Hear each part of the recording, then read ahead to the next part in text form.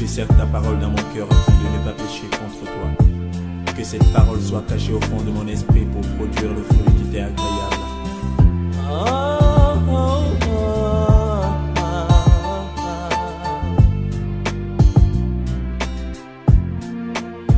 Plus que jamais j'aime ta parole.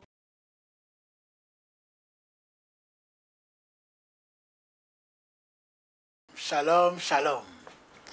Je suis heureux de vous retrouver sur notre plateforme dans la thématique sur les traces bibliques de la Pâque. Nous allons à la découverte de la Pâque dans la Bible en la parcourant. Et la question du jour, c'est qui avait l'obligation de célébrer la Pâque? C'est notre 11e question que nous avons sélectionnée. Qui en avait l'obligation? Eh bien, cette question place l'homme devant une responsabilité pastorale dans le foyer. Il est dit que les hommes avaient l'obligation de participer au repas pascal. Mais ce n'est pas seulement les hommes. Quand on dit les hommes, il y avait également les femmes qui avaient le droit de s'y associer, ainsi que toute la maisonnée, quand on lit bien Exode 12. Donc le chef de famille rappelait l'histoire et le sens de la Pâque.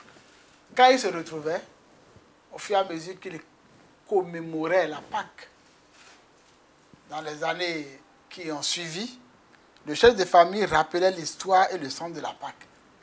Il disait à sa famille, certainement, il fut un temps où le peuple juif s'est retrouvé en Égypte parce que les frères de Joseph l'ont vendu. Et grâce à une famine, ils se sont retrouvés en Égypte après que Joseph, grâce à un songe, est devenu premier ministre en Égypte. Et lorsque le peuple est venu en Égypte, après ça, certainement Joseph est mort, Jacob lui aussi il est mort, et ils ont fait 430 ans en Égypte, en esclavage, et ils passaient de difficulté en difficulté. Et après toutes ces difficultés, il a plu au Seigneur de venir à son secours, au secours de son peuple. Et c'est tellement aussi que le père de famille rappelle les 9 plaies successives, et malgré lesquelles le peuple égyptien n'a pas voulu, à travers Pharaon, laisser partir le peuple d'Israël.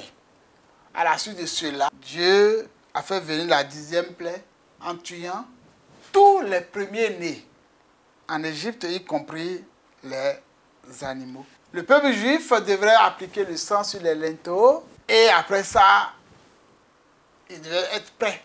Lorsque la mort est arrivée au signal, la mort est arrivée frapper le peuple d'Égypte, et au signal du départ, ils ont pris le départ pour le désert.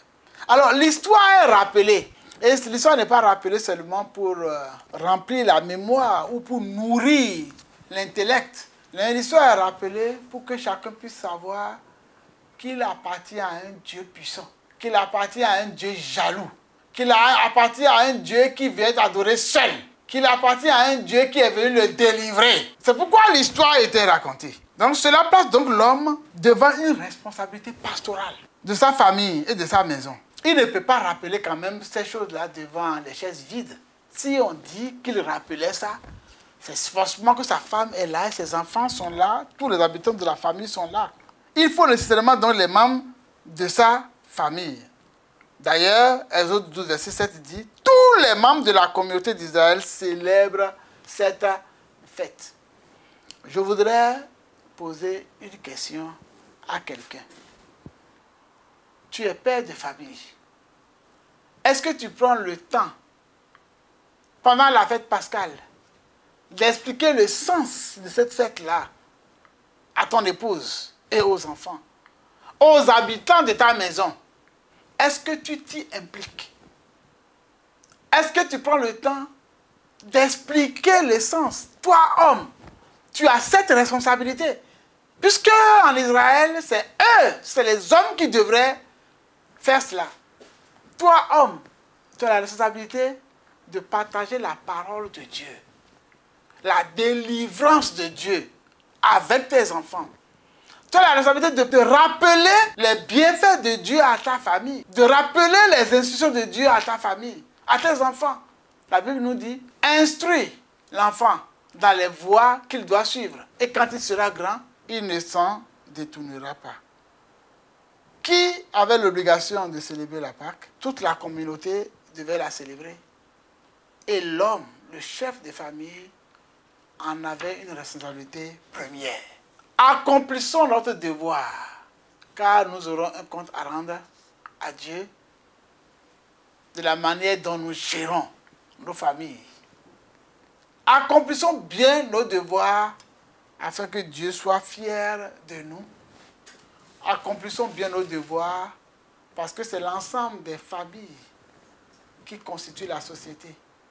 Accomplissons bien dans notre devoir afin de permettre que la société soit bien éduquée autour des valeurs spirituelles, autour de la crainte de Dieu. Dieu est un Dieu qui juge. Dieu est un Dieu qui délivre. Merci pour la qualité de votre écoute. Je vous dis shalom. Je serre ta parole dans mon cœur afin de ne pas pécher contre toi. Que cette parole soit cachée au fond de mon esprit pour produire le fruit qui t'est agréable.